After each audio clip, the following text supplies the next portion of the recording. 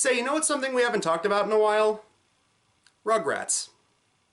Yep, the Nickelodeon show about the talking babies. It was a classic show that was pretty much Nickelodeon's initial breadwinner until SpongeBob came along. It helped cement Klasky Suppo as a mainstay, as they went on to make a bunch of other programming for Nick, and yeah, you're probably familiar with this one. I've talked about a lot of Rugrats stuff before this. The Reptar bars, the failed Rugrats spin-off called Preschool Days, and the final theatrical film from them, Rugrats Go Wild. And now we're talking about one of the many Rugrats video games. But this isn't just any old Rugrats game. No, it's based on one of the Rugrats movies. The movie in question is the second movie, Rugrats in Paris. Much like a lot of their other games, it's a minigame collection where you play as the babies playing a bunch of different minigames. This is yet another THQ game. I think we're all pretty familiar with their work at this point. The game was on several platforms like PC and Game Boy Color, but the two main console versions were for the PlayStation 1 and the Nintendo 64. Like you'd expect, each version was made by a different company. The Game Boy Color version was made by a company that eventually got bought out by Acclaim. The PC version was put out by No Wonder, also known as Foundation 9, which went the way of the Dodo in 2015. And the one that we're going to be looking at was developed by Avalanche Software. And for once, this is actually a gaming company that isn't defunct. I've reviewed a lot of games lately that came from companies that are now out of commission, but this one still exists. They made a bunch of Disney game titles until they were bought out by Warner Brothers in 2017. And it makes it even stranger since Rugrats is a Paramount-owned property. Then again, this game came out in 2000 or 2001, and they initially got picked up by Disney in 2005, but nonetheless. So at this point on MediaWiz, we've talked about a Rugrats movie, a Rugrats spin-off series, and a Rugrats candy bar line. But this time we're going to be looking at a Rugrats-themed video game. This is Rugrats in Paris for the Nintendo 64.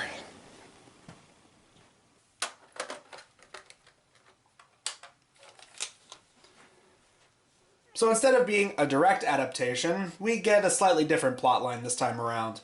The babies are brought to Euro Reptar Land and hear about Robo-Snail taking a princess prisoner, so they decide they'll try and alert Reptar so he can save her. You select which character you're going to play as, and first thing you'll notice is how the characters move.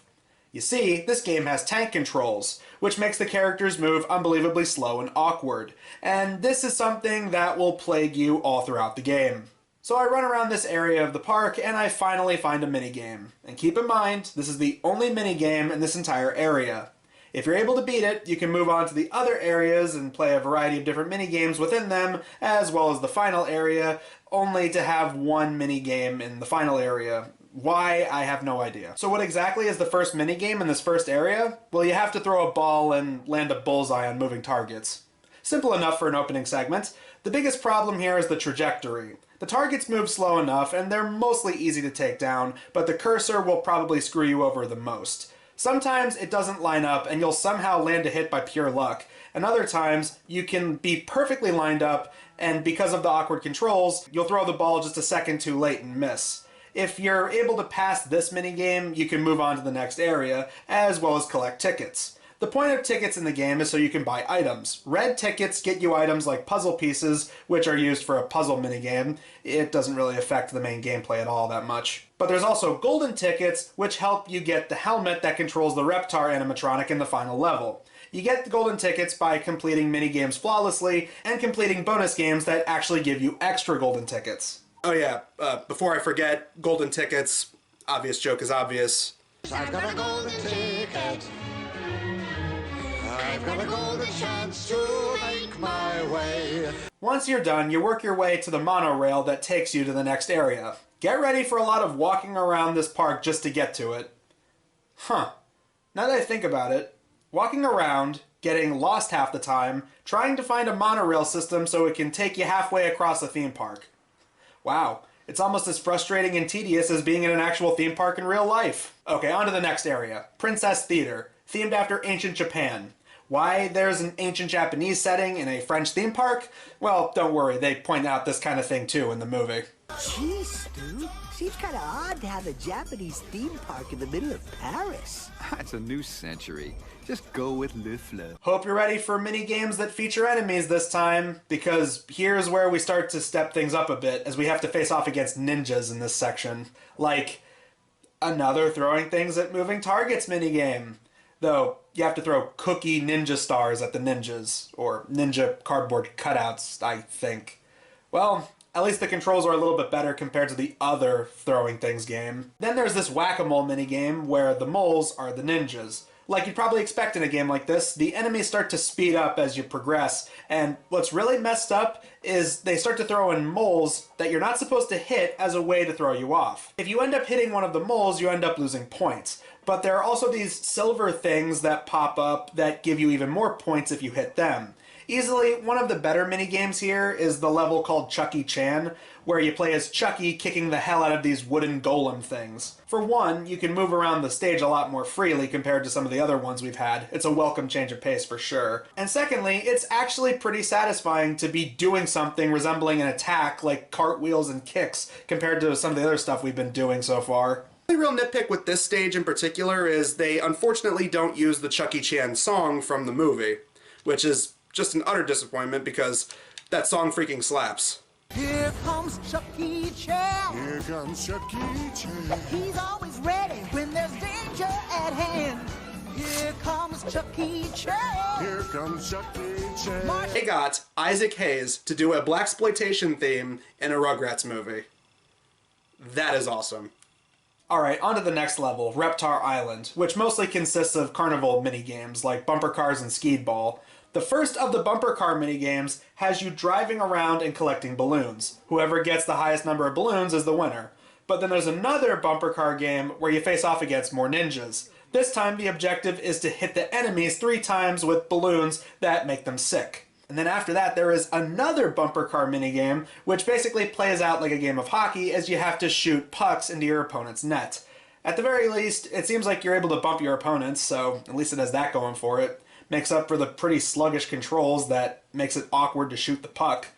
Though I just have to ask, why did they feel like they needed 3 bumper car minigames in the same area nonetheless? You'd think they try to shake things up a bit, like maybe have one bumper car stage in this area of the park, and then maybe put the other bumper car stages in other areas, just to add some variety, but no. This area, 3 bumper car stages, and they all basically play the same with slightly different gameplay mechanics. Last minigame in this area is a skee ball game, and it's not very good. Like the others, the thing that's going to weigh you down is the controls. Blame it on the tank controls, blame it on the already weird Nintendo 64 controller design. Whatever the reason, the controls in this section are very wonky, much like the throwing controls from earlier. Really exciting skee ball minigame you got here. Makes me feel like I'm Beauregard Q Kazoo sucking at playing skee ball. And much like other arcade and carnival themed games I've reviewed before on MediaWiz, I feel like I could get much more out of just going to an actual arcade or carnival and playing games there in real life. And the sad thing is, these games were made for the Wii. This was made for the N64. I have an actual controller in my hand, and I feel like I'm making less progress in this game than the games made for the Wii. How is that even possible? Next area is Ooey Gooey World, which in the movie was a ride meant to spoof It's a Small World. So now they have an entire section of the park dedicated to this one ride. Okay then. Well, at the very least, it's only 2 minigames this time. The first one is already no different from the previous bumper car segments, except this time you're in a cave and trekking through slime. Aside from the controls, you're usually going to be slowed down by the slime you're traveling through, and on top of that, there's a time limit. Not the worst minigame here, but nothing too special either. The other minigame has you in the same cave activating these animal animatronic things to play music. You gotta activate them all as quick as you can and make sure that none of them shut off before the timer runs out. While the timer is a little bit generous this time around, I'm not really a fan of these sort of games. You know, going around making sure that a certain number of devices are active and usually 1 or 2 of them shut off before the timer runs out just to throw you off.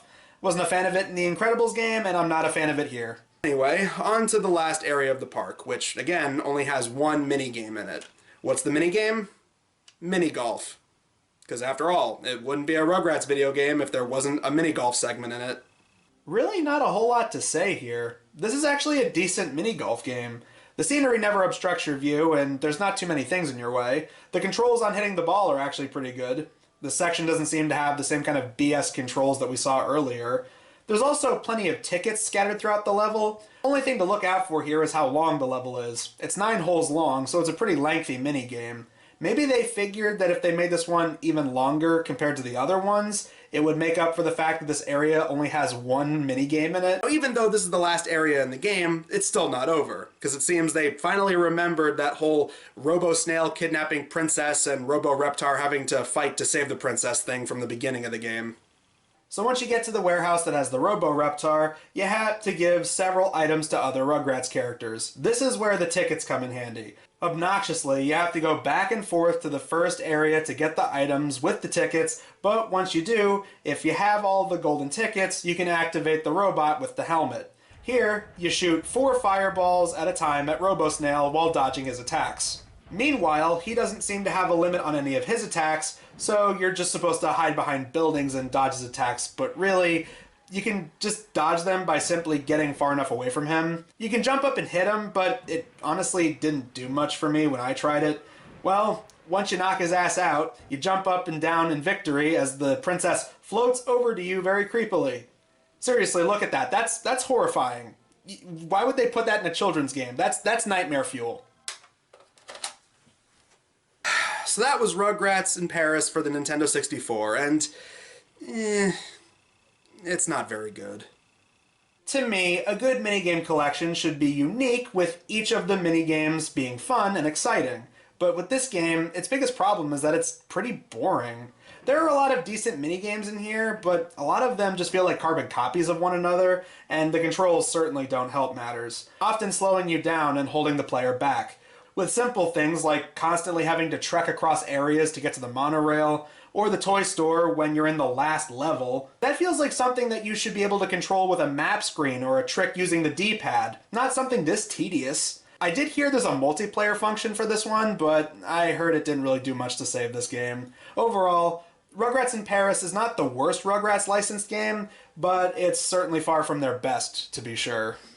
When it comes to minigame collections, this is less Mario Party and more in the vein of other cartoon-based minigame collections like Mandark's Lab for the PlayStation 1, for anyone who remembers that I reviewed that.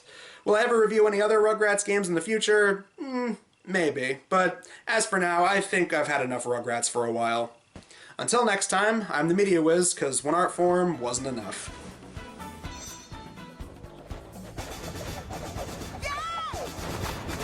If you've been chased around by a kung fu chopping clown, Here comes sliding to the rescue. yeah, right. And if your rickshaw's been attacked by a samurai pack, He'll break up the party. if he's not on the party, You don't have to worry, he's got fists of fury, His masterful karate kicks turn dragon into chopsticks. here comes Chucky Chan. Here comes Chucky Chan. He's always ready when there's danger at hand.